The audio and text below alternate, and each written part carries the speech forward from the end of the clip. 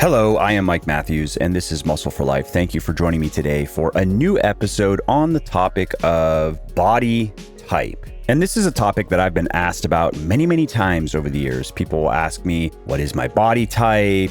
How should I be eating and exercising according to my body type? How much will my body type dictate my bottom line results? Like how fit will I be able to get given my body type and so forth? Now, the reason people have been asking me about this for a long time and probably will always ask me about this is there is a theory that everyone has an innate body type and that body type informs your ability to build muscle and lose fat. And it's written into your DNA. You can't change it. For example, some people think they just have a skinny body type.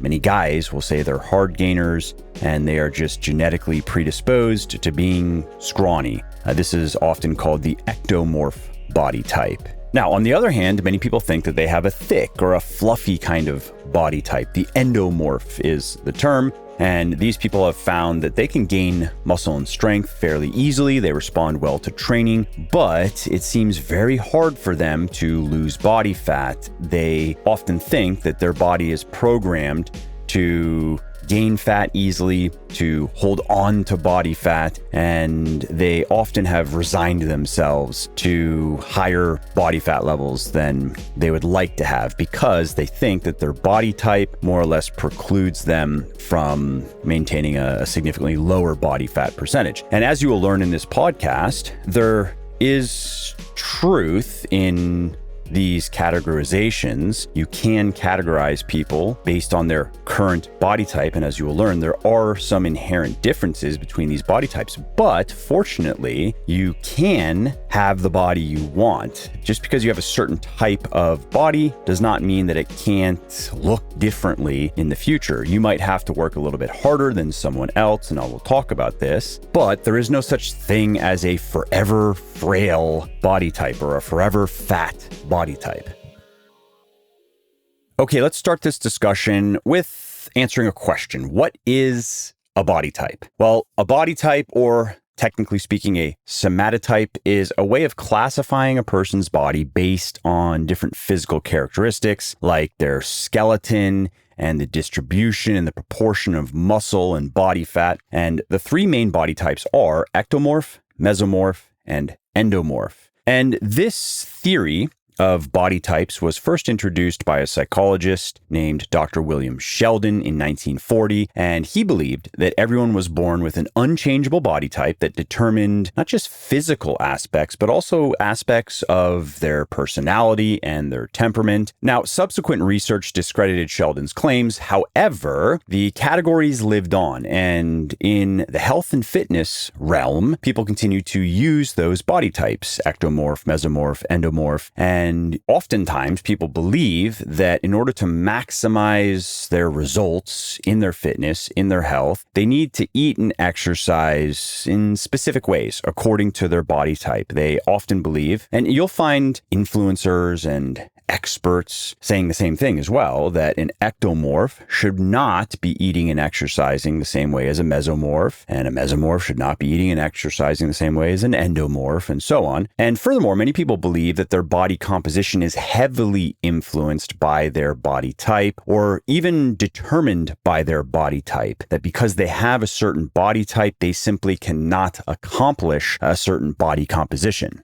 And I'll be addressing those claims and others in the podcast. But for now, what you should know is that there are different types of bodies, and Dr. Sheldon's three categories are useful for determining what type of body you have: ectomorph, mesomorph, endomorph. And we'll get into the details of those body types. And then you will immediately see, just having seen a lot of people over your years, that they do generally fall into one of those three categories. So yes, it's definitely true that there are different types of bodies. And it also is true that different types of bodies are more suited to gaining muscle, to gaining strength, to losing fat and staying lean. But ectomorphs can gain a lot of muscle and strength. They can also gain a lot of body fat, and endomorphs can get lean. They can lose a lot of body fat and retain their muscle and strength and keep the body fat off.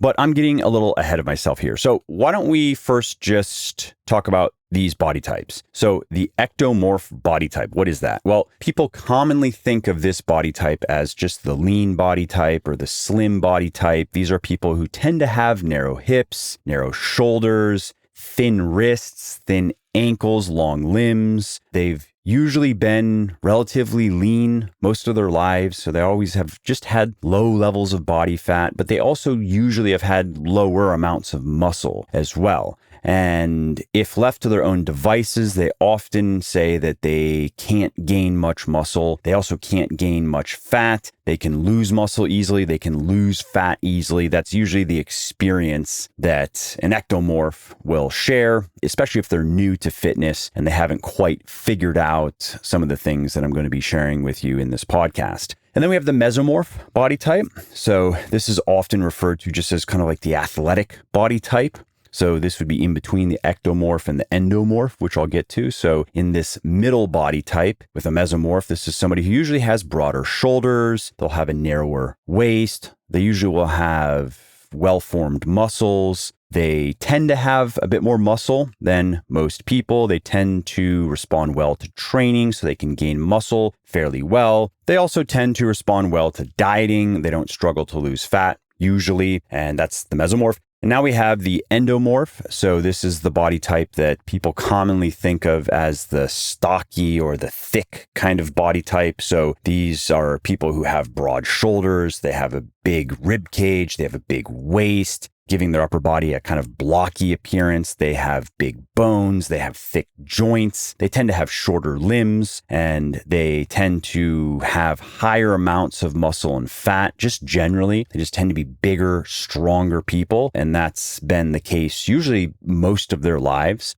before they ever got into working out, for example. And when they do get into working out, what they find is they respond well to training. They gain a lot of muscle, they gain a lot of strength, but they also tend to struggle to lose fat and to keep that fat off. Now, what is your body type? Well, you might know immediately because you clearly fall into one of those three categories. But it might not be so clear. You might seem to be somewhere in between ectomorph and mesomorph, or mesomorph and endomorph. Well, the good news is it's not all that important to determine exactly what type of body. Are you 70% ectomorph and 30% mesomorph? Or is it more like 50-50 or some other ratio? Or are you some other combination? Well, fortunately, you don't have to worry too much about it. You don't have to take a quiz. You don't have to plug measurements into a body type calculator. Chances are you have a dominant body type. If you just look in the mirror and you just be objective, you can see that your shoulders are narrower than or the same width of your hips. And if you check out your ankles and your wrists and you see, yeah, they're pretty small, they're pretty thin. And if you're into working out and you've always found it difficult to gain weight, to gain strength, you probably are mostly an ectomorph. But if you have broader shoulders, if you have a slimmer waist, if you are relatively muscular, relatively lean, and you've responded well to training and you've never really found it that difficult to lose body fat and to keep it off, you probably are at least mostly a mesomorph. And if you have a bigger kind of blockier upper body, if you have shorter limbs, if you've always found that you can gain muscle and strength, but you also tend to gain fat easily, then you are probably mostly an endomorph. Now, the big question is, does it matter? Does your body type matter? Should you be accounting for it in your nutrition, in your exercise, in your lifestyle? Well, yes, it does matter in the sense that it does influence your genes. They do influence various aspects of your appearance. There are certain things that are not going to change. Like me, for example, I am something probably around a mesomorph, but leaning more toward the ectomorph than the endomorph. And so I have small wrists and I have small ankles. I don't have a very big skeleton. That's something that I can't change. And research shows that one of the most powerful predictors of total muscle and strength gain is the size of our skeleton. Research shows that people with big bones tend to also be the people who can gain the most muscle and strength, because one of the reasons is the skeleton is, of course, what the muscles attach to. So the skeleton is the scaffolding that we put the muscle on. And so if we have more skeleton, we can gain more muscle because it has more space to attach to. And the more muscle we have, the stronger we can get. And so yes, there are certain things that can't change. My skeleton is what it is, and the total amount of muscle and strength that I can gain is limited by that. And similarly, our genetics influence how well we respond to training. And some people, they are going to gain muscle and strength faster than others. Some people are not going to need to work as hard as others to gain the same amount of muscle and strength. Similarly, genetics influence our appetite, which of course is going to influence our body composition, because if you naturally have a large appetite, it is going to be harder for you to sustain a calorie deficit, to lose fat, and possibly going to be harder for you to then regulate your caloric intake to maintain lower levels of body fat. If you just eat according to your appetite without thinking too much about the types of foods that you're eating and when you're eating, without taking any deliberate actions to better control your appetite, your body's quote unquote settling point, so the body composition, the range of body fatness in particular, it's not really about muscle, it's more about body fat, is going to be higher than somebody who just naturally has a much smaller appetite. Many ectomorphs, for example, many hard gainer guys I've spoken to over the years, would eat 1 or 2 meals per day. And usually one of those meals was a proper meal, like a larger meal. And the other one was something smaller. And then maybe they would have a couple smaller snacks, like a protein shake and an apple. So we're talking about 1 or 2 actual sit-down meals with a couple of relatively low calorie snacks, and that's it. And of course, those types of people have always found it easy to lose body fat, to stay lean, because they already naturally don't eat that much food. But then they have also found it hard to gain muscle and strength because they find it hard to sustain even a slight, even like a 5 to 10% calorie surplus, which is often needed for them to gain significant amounts of muscle and strength, because they also genetically don't respond as well to training as, let's say, an endomorph. And so anyway, yes, your body type does matter, but you know what matters a lot more? How you eat, how you exercise, how consistent you are with your eating and your exercising, your body composition, your fitness, your health. Those things are primarily determined by your behaviors, not by your genetics. Yes, losing fat, building muscle, it's easier for some people than others, but everyone can lose a lot of fat, can build a lot of muscle. Everyone can get a great, healthy, fit body that they are proud of. You should also know that not all ectomorphs are the way that I describe the typical ectomorph. Some people have ectomorphic traits, so they have thin wrists, they have thin ankles, they have long limbs, narrow shoulders, but they also kind of look like an endomorph because they just have high body fat levels. They have a skinny fat type of body. You also have people with endomorphic traits, so they have shorter limbs, they have thick joints, they have wide shoulders, but they're also very skinny, which is an ectomorphic trait.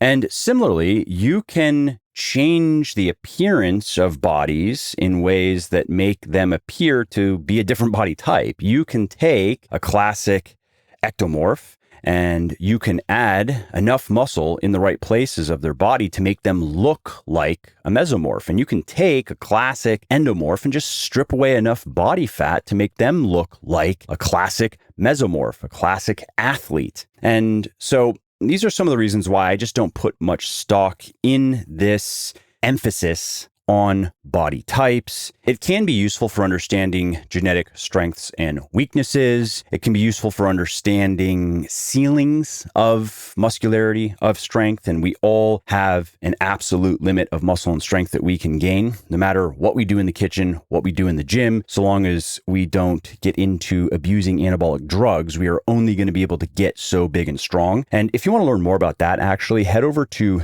legionathletics.com, search for naturally, and you'll find an article that I wrote, a title along the lines of how much muscle can you gain or how much muscle can you build naturally. And it goes into the science of it. There are some calculators in there to help you understand your body's limits. And those limits do ultimately come down to genetics. It's not just body type. There are some other factors, but our genes do determine how big and strong we can get ultimately. Now, fortunately, unless you want to be a professional bodybuilder, I promise you, you can get the body you want. Your genetics are just fine for gaining a lot of muscle, a lot of strength, staying lean for the rest of your life.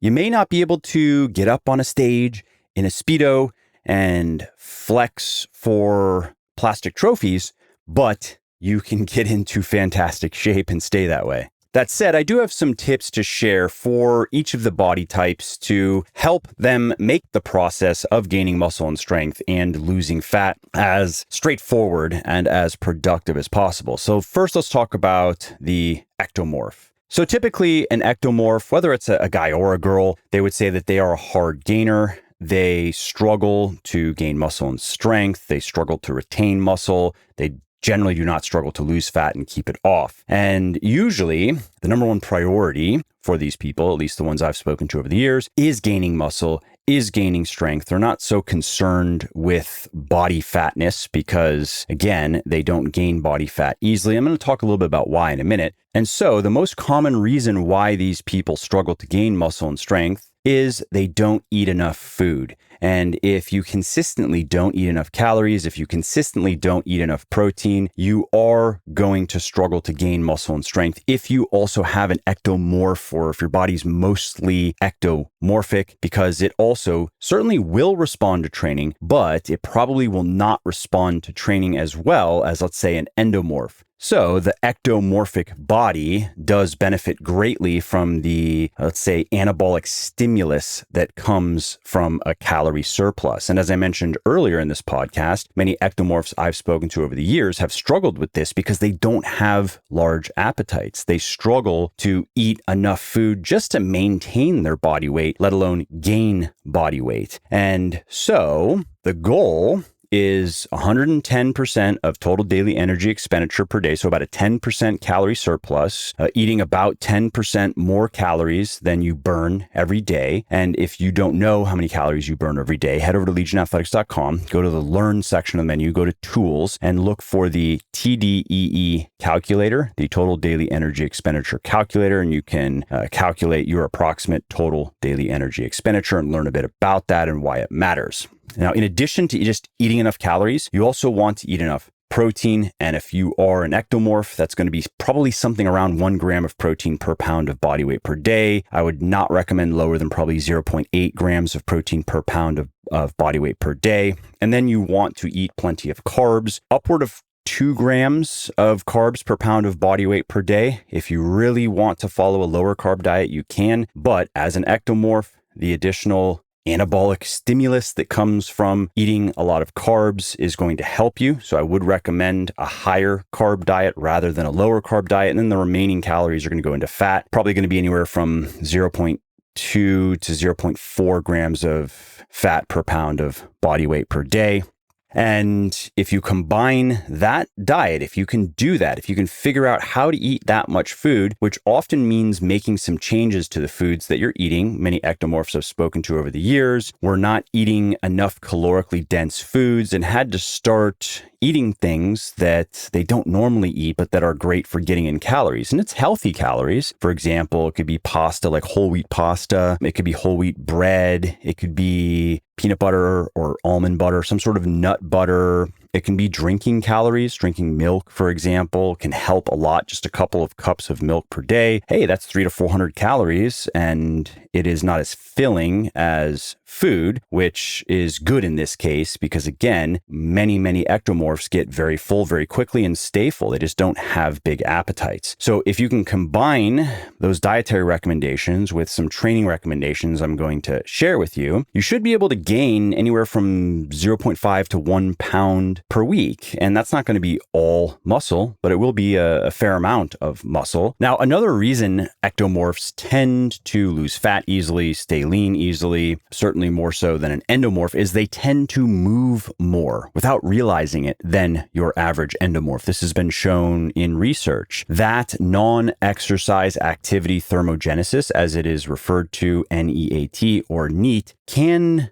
add up to a lot of calories. In some people, it's hundreds and hundreds of calories burned every day just through subconscious movement. They just tend to move. They tend to fidget. They tend to pace around when they're on the phone. They're just not sedentary by nature. And so those additional calories burned, of course, are great for losing fat and staying lean, but not great for gaining muscle and strength, especially if you are trying to maintain a calorie surplus, because your average ectomorph just getting into this stuff probably won't account for those additional calories burned in their energy expenditure. They won't realize that it's not just their resting metabolic rate, the amount of calories that your body burns at rest if you're just kind of sit around and do nothing, plus exercise calories burned, but there are hundreds and hundreds of additional calories that they're burning just through moving around throughout the day. And so the solution, though, is pretty simple. If you're an ectomorph and you work out your TDEE, and that will account for some NEAT, but you may be a very high NEAT individual, and that might wipe out the calorie surplus that we're trying to create. So if you set up your diet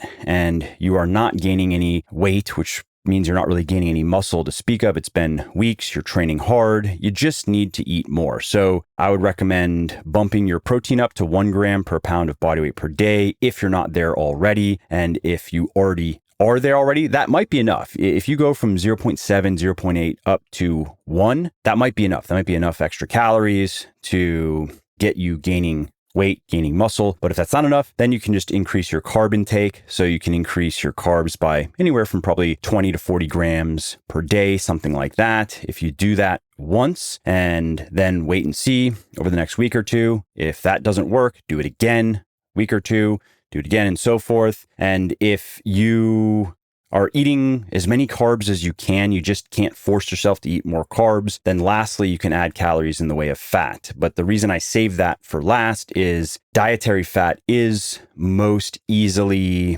converted into body fat. That is one of the primary reasons we have to eat dietary fat. It's to replenish our body's fat stores, which is fine. That's not a bad thing per se, especially if you're an ectomorph. But the dietary fat is not going to benefit your training and therefore your body composition in the same way that the carbs will. Generally speaking, more carbs means better athletic performance. There is a ceiling, of course, but it's not 2 grams per pound of body weight per day or 3 grams even. It's going to be much higher than that for most people. And so you just repeat those steps. You just have to increase your calories by, really what we're saying is 100 to 150 calories. You're increasing your daily intake by about 100 to 150, waiting 7 to 10 days, seeing then if you now are gaining weight and gaining strength and gaining muscle. And then if you are, you keep your calories there until you plateau again, and you will plateau. It's going to happen. Just as you can hit weight loss plateaus, you are going to hit weight gain plateaus, and you break through the weight gain plateaus usually by just eating more food. Assuming your training is set up at least decently, you're just going to have to eat more food. I've worked with tens of thousands of people over the years, and the biggest thing I see with the people I have helped the most is they're often missing just one crucial piece of the puzzle. And if you are having trouble reaching your fitness goals as quickly as you'd like, I'm going to guess it is the same thing with you. You are probably doing a lot of things right, but dollars to donuts, there's something you're not doing right. And that is what is giving you most of the grief. Maybe it's your calories, maybe it's your macros, maybe it's your exercise selection, maybe it's food choices, maybe you are not progressively overloading your muscles. And whatever it is, here's what's important. Once you identify that one thing, once you figure it out, that's when everything finally clicks. That's when you start making serious progress. It's kind of like typing in your password to log into your computer. You can have all the letters, numbers, and symbols right, except just one. And what happens? You can't log in, right? But as soon as you get that last remaining character right, voila, you're in business. And I bet the same can be said about the body you really want. You are probably just one major shift, one important insight, one powerful new behavior away from easy street. And that's why I offer VIP one-on-one coaching where my team and I can help you do exactly that. This is high-level coaching where we look at everything you're doing and we help you figure out that one thing that is missing for you. And it can be a couple of things too, that's fine. There's no extra charge for that. But once we figure it out, that's when you start making real progress. That's when you start looking better and feeling better.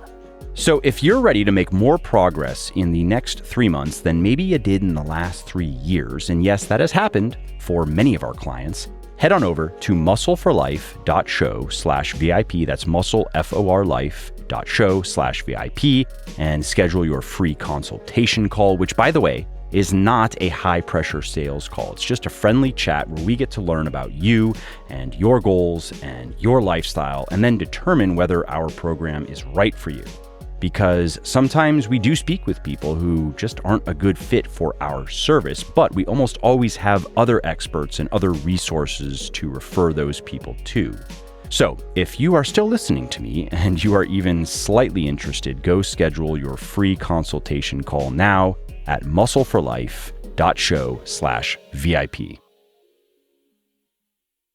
So let's now talk about training, ectomorph training. Fortunately, it is really what I've been preaching for all of these years, focusing on your compound exercises, focus on gaining strength, on progressive overload. And there are different ways to achieve progressive overload, but the most effective one is adding weight to the bar, adding weight to the dumbbells, adding weight to the machine. So you want to follow a program that emphasizes that. There may be other forms of progressive overload built into the program, but they lead up to the most important one, the most important event, which is getting stronger. Now, the amount of volume that you do is important. The amount of weekly hard sets, and a hard set is a set taken close to muscular failure for each major muscle group. I mentioned earlier in this podcast that ectomorphs often need to do a bit more training to get the same effect as, let's say, an endomorph. And the primary variable here is volume. Often ectomorphs just have to do more hard sets for each major muscle group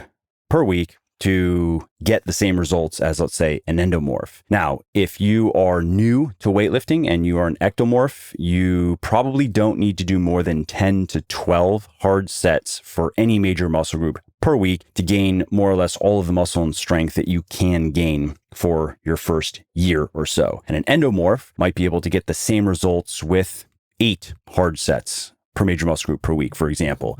You may also find as an ectomorph that 10 to 12 hard sets per major muscle group per week works for a year, maybe 2 years, and then progress stalls, at which point one of the primary changes you're going to have to make is more volume. And to learn all about that transition, check out my book, Beyond Bigger, Leaner, Stronger. If you want to learn, if you're new, the place to start is Bigger, Leaner, Stronger. If you're a man, that's my book. If you want to read my book and follow my programs, Bigger, Leaner, Stronger. If you're a woman, Thinner, Leaner, Stronger. And if you are an intermediate or an advanced weightlifter and you have made those newbie gains and now you're stuck, you want to check out Beyond Bigger, Leaner, Stronger. If you're a man or a woman, unfortunately, it's obviously written for men, but the principles apply equally to women. And the programming is going to work for women, but you probably will want to change it a bit. You probably are going to want to reduce the upper body volume and increase the lower body volume, but the principles are going to work equally well for you. So anyway, what we're talking about with the training is kind of hybrid between strength training and pure bodybuilding, is a very effective approach for ectomorphs and for anybody really, but particularly for ectomorphs who need to focus on getting strong on those big compound exercises. And as far as cardio goes, you don't have to forego it. You don't have to do no cardio, as many ectomorphs believe. Many of them think that their body is particularly sensitive to cardio, to the so-called interference effect, where cardio can interfere with weightlifting with strength training, the adaptations that occur when you do a lot of cardio. That's really the key takeaway is that's true, but it's not an issue, practically speaking, unless you are doing many hours of cardio per week. And especially if you're doing many hours of running per week. Yes, that can get in the way of the adaptations that you want from your strength training. But if you are doing, let's say, an hour or two of zone 2, just kind of moderate intensity cardio per week, even as an ectomorph, that is not going to get in the way of anything. And there are reasons to do that for your health. It also may improve your performance in your strength training in a couple of ways. However, you do have to be cognizant of the energy expenditure. And if you are already struggling to eat enough food without the cardio, adding cardio is probably only going to make that harder. Many people find that cardio stimulates their appetite, but many people find that it turns off their appetite, particularly higher intensity cardio. So it depends how your body responds to cardio. And again, that zone 2, more moderate intensity cardio. If you find that that stimulates your appetite and it makes it easier for you to eat quite a bit more, and it has to be quite a bit more because you have to eat the calories now that you're burning in those workouts minimally, that's just to get to a wash. And if it's going to help you eat more on top of that, then again, the effect has to be fairly significant. But if that is how your body responds to cardio, then it may help in that regard as well. However, in my experience, many ectomorphs do not respond to cardio that way. It often turns their appetite off, even moderate intensity cardio. Now, as far as supplements go, there are no magic bullet supplements. There are no pills and powders that are going to add 20 pounds of muscle to your frame, but there are a couple of supplements that can help you gain muscle and strength. One is going to be a protein powder because it's convenient and you have to eat a lot of protein. And if you don't naturally have a large appetite, protein is probably quite filling. The protein, especially the protein you have to eat, like meat and other forms of protein. Whereas a whey protein powder, if you want to check mine out, it's called Whey Plus. You can find it over at buylegion.com/whey, buylegion.com/whey. Whey protein isolate is probably the least filling form of protein, that high quality protein that you can eat. You can have a scoop of whey and feel almost like you haven't eaten anything, whereas casein is more filling. My plant protein is more filling because it's pea and rice protein. And so a protein powder is worth considering. Creatine is worth considering, just 3 to 5 grams of creatine monohydrate per day. A lot of research on creatine. It will boost muscle and strength gain. It will improve anaerobic endurance. It will reduce muscle damage and soreness. And it also, there's more and more research coming out about how it can improve cognitive health and other aspects of our health and well-being, in addition to our body composition and performance. So much so that it's starting to become, I think, just a must consider, at least for everybody. People who aren't into weightlifting even. Now, everybody should be doing some form of exercise, but maybe they don't do weightlifting. They mostly just do cardiovascular exercise. They should be taking creatine for their health, for their well-being. And I have a creatine supplement, of course, as well. It's called Recharge, buylegion.com/recharge if you want to check it out.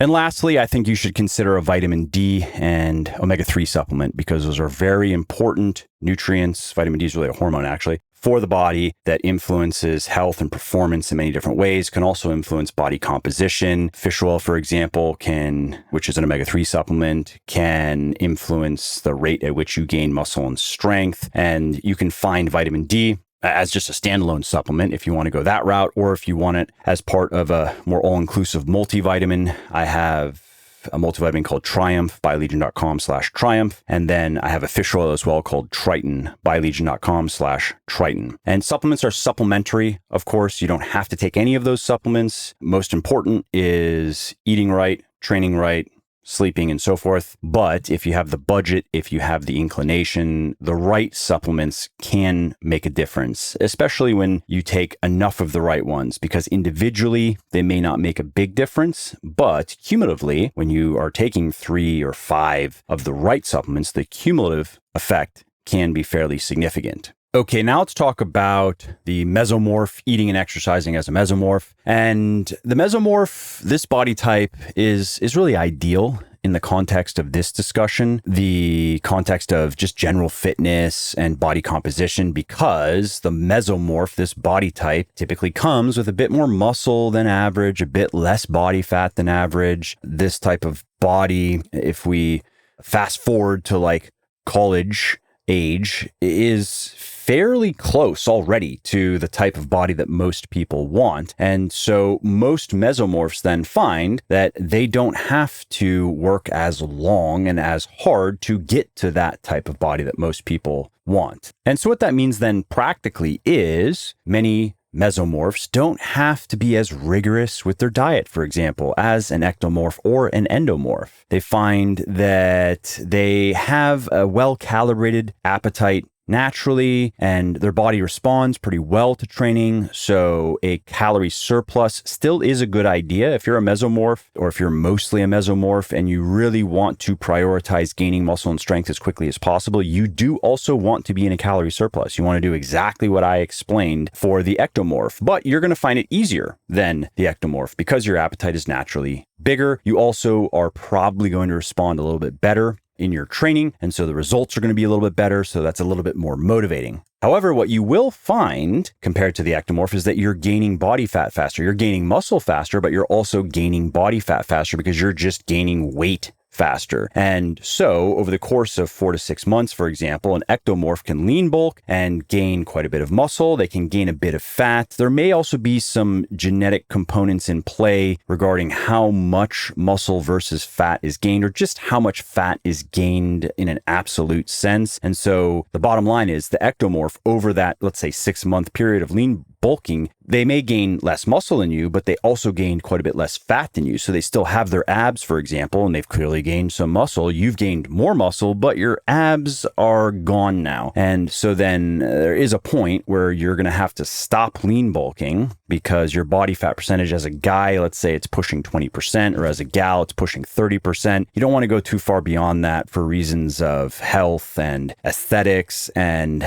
the sheer inconvenience of having to try to get your body fat back down to an athletic level from 25 or 30% as a man, or 35 or 40% as a woman. That takes a long time. It's just not a fun process. And so I generally recommend that guys stop lean bulking somewhere between 17 and 20% body fat, women 27 and 30, something in between there, percent body fat. And now it's time to cut. It's time to restrict calories, to consistently eat fewer calories than you burn every day, to bring your body fat level back into that athletic range. In men, 10 to 15%, in women, 20 to 25%, at which point you can start lean bulking again. And so as a mesomorph, again, what you'll find is that you probably are going to have to start cutting. If you were to start this process with your ectomorph friend, you're probably going to have to start cutting before they will. They probably will be able to continue lean bulking for a longer period of time before they ever reach the ceiling, the cutoff.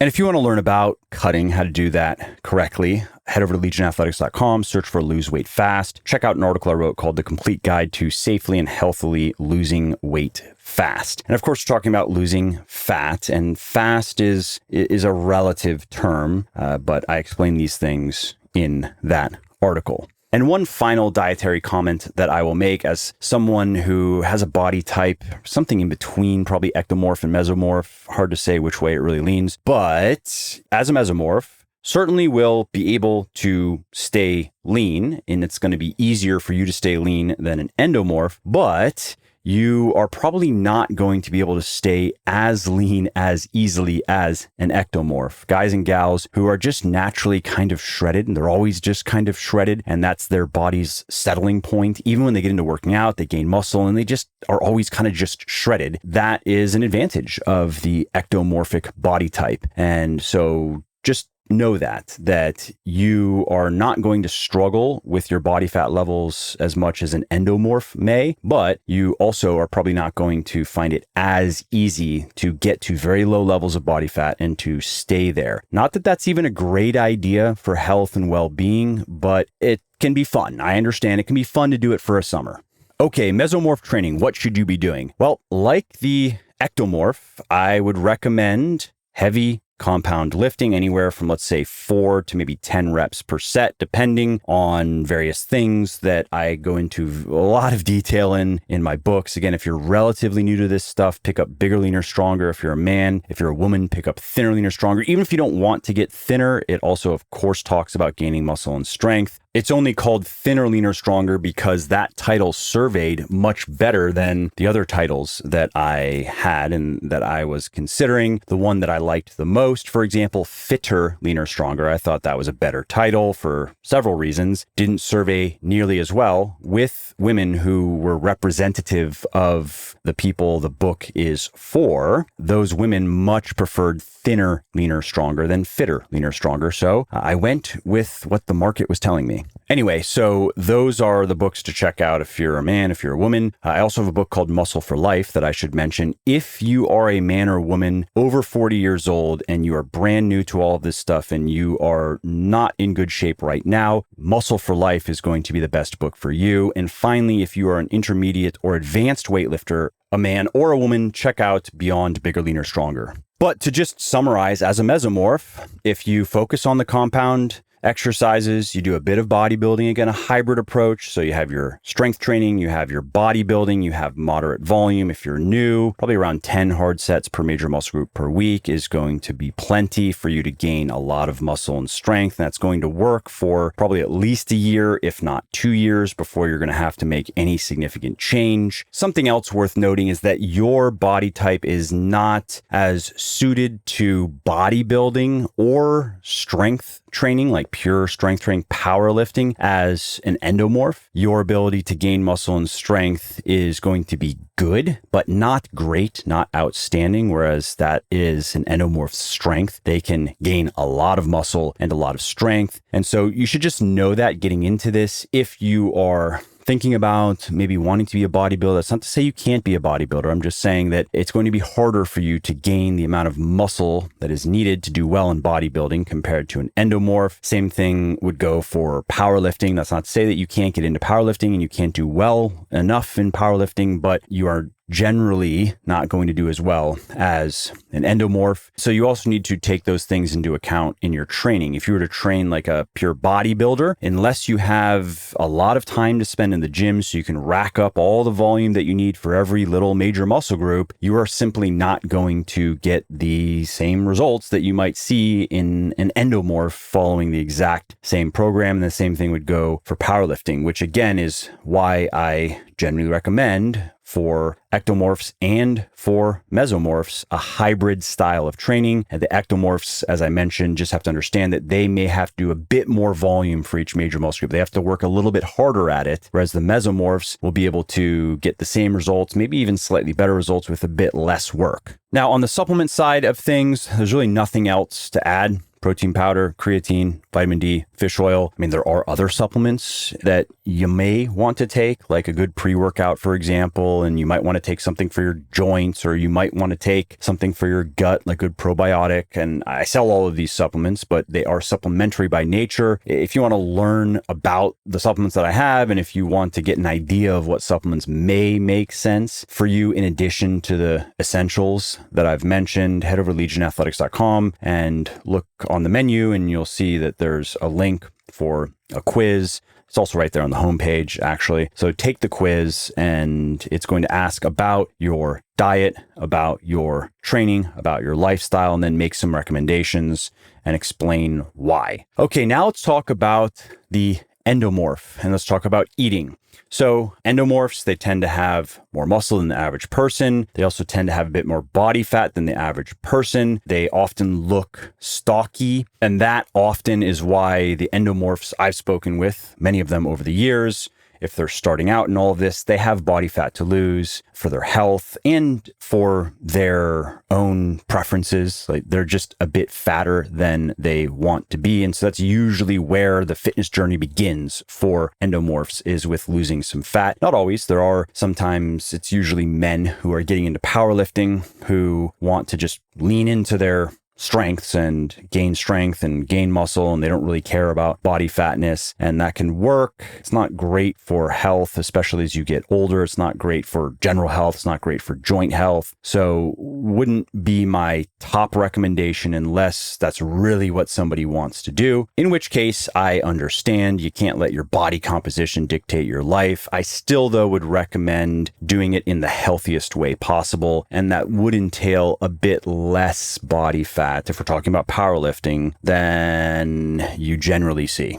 Anyway, to lose body fat, that of course requires cutting, consistently eating fewer calories than you burn every day. This can be more difficult for an endomorph than a mesomorph, or certainly than an ectomorph, because of appetite. And so often endomorphs have to pay a bit more attention to what they're eating, when they're eating, how big their meals are. They have to find a method of meal planning that allows them to mitigate their appetite and mitigate cravings. And fortunately, pretty simple: eat plenty of protein, eat plenty of whole foods, eat several servings of vegetables every day, eat a serving or two of fruit every day, don't drink your calories, avoid very calorically dense foods that are just easy to overeat. Avoid the pasta, avoid the bread, avoid the nut butters, not because there's anything inherently wrong with them, but they just contain so many calories and they're so easy to eat so much of. It doesn't work well when you're trying to cut. Often endomorphs can benefit from some sort of intermittent fasting protocol, like skipping breakfast, for example. If somebody is an endomorph or mostly an endomorph and they're not very hungry in the morning and then they get more hungry in the afternoon and maybe they're very hungry at night, well, let's use that to our advantage. Let's just skip breakfast, or let's just make breakfast a protein shake at most and maybe a piece of fruit, maybe. And then let's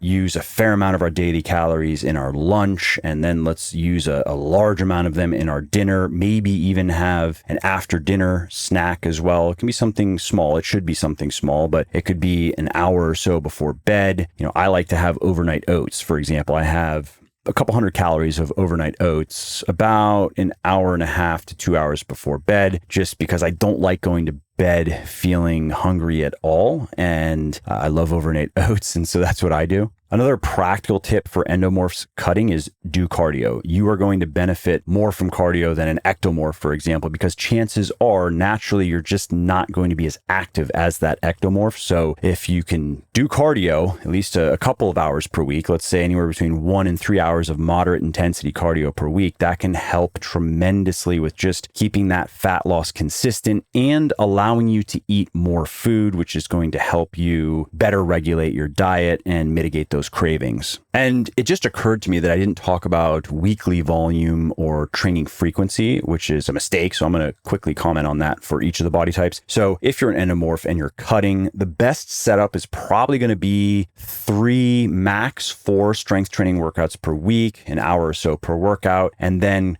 cardio, let's say 30 to 45 minutes per session on the other days. If you want to do a bit more, if you want to double up on 1 or 2 or even 3 days and do strength training and cardio, that's fine. But if that's not an option, I would say 3 strength training workouts. Let's say push-pull legs. That's one of my favorite 3-day per week splits. You can learn about it over at legionathletics.com. Push-pull legs. You'll find an article on it. So 3 strength, let's say it's Monday, Wednesday, Friday. That's our strength training. And then on the other days, we're doing 30 to 45 minutes of cardio.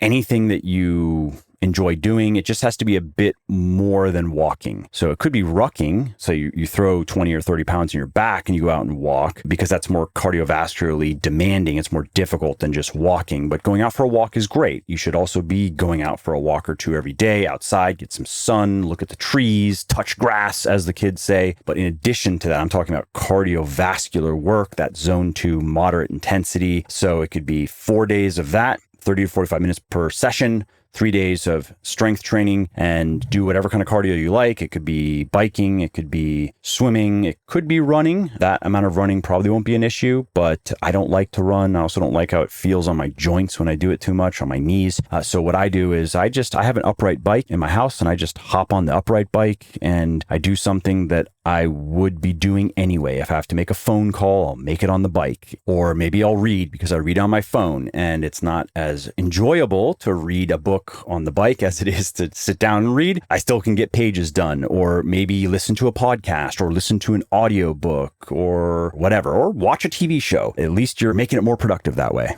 Now, if we look at workout split, training frequency, weekly volume for the Ectomorph, the Ectomorph usually is trying to focus on gaining muscle and strength, and 3 days per week is probably a minimum effective dose. I would say certainly 2 days per week is going to be a minimum effective dose for an Ectomorph. Ideally, this person would be able to do 4 or 5 strength training workouts per week, and if they're going to do cardio, it could just be on the 2 or 3 days per week that they're not doing strength training. That's going to be more ideal because that Ectomorph is going to have to work a bit harder to gain that muscle and strength, and that just takes more time. And then the Mesomorph has a little bit more flexibility. A minimum effective dose for gaining a significant amount of muscle and strength for a Mesomorph is probably 3 sessions per week, but that person is going to do better with 4 or 5 sessions per week. And when a Mesomorph cuts, they usually don't make any major changes to their strength training. They keep going, let's say 3 or 4 or 5 days per week, and then they will restrict their calories, and then at some point usually have to add cardio in to keep losing fat. Okay, coming back to supplements for endomorphs, just to be thorough, same as what I said previously, I should probably add caffeine can be particularly helpful to an endomorph just for mitigating appetite, because having caffeine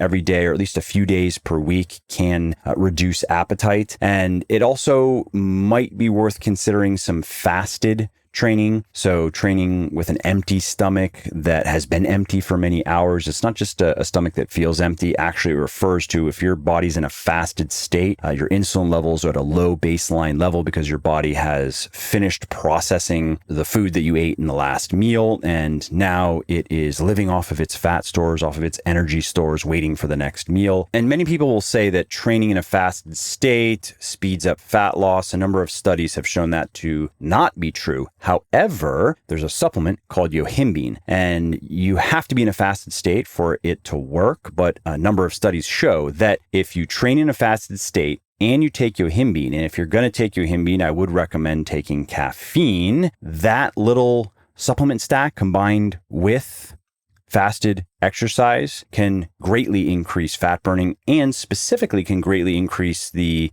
reduction of stubborn fat stores. So for men, it's usually the lower abdomen all the way around, kind of going around the side to the muffin top area, to the lower back. Those fat stores are particularly resistant to mobilization in most men. In women, it's hips and thighs. And research shows that yohimbine in particular, through mechanisms that I won't get into here. If you want to learn about it, head over to legionathletics.com, search for yohimbine, and you can find some material that I've produced on it.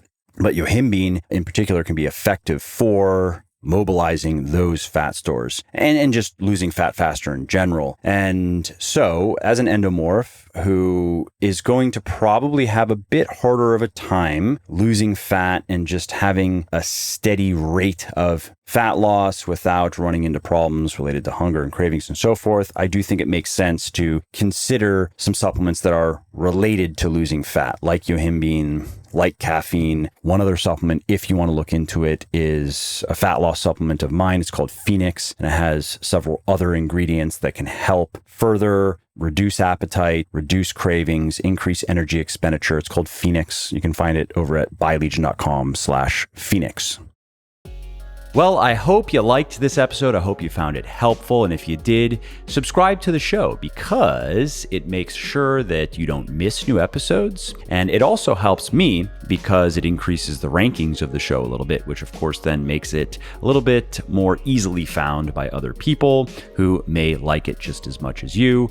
And if you didn't like something about this episode or about the show in general, or if you have ideas or suggestions or just feedback to share, shoot me an email, mike@muscleforlife.com, muscleforlife.com, and let me know what I could do better, or just what your thoughts are about maybe what you'd like to see me do in the future.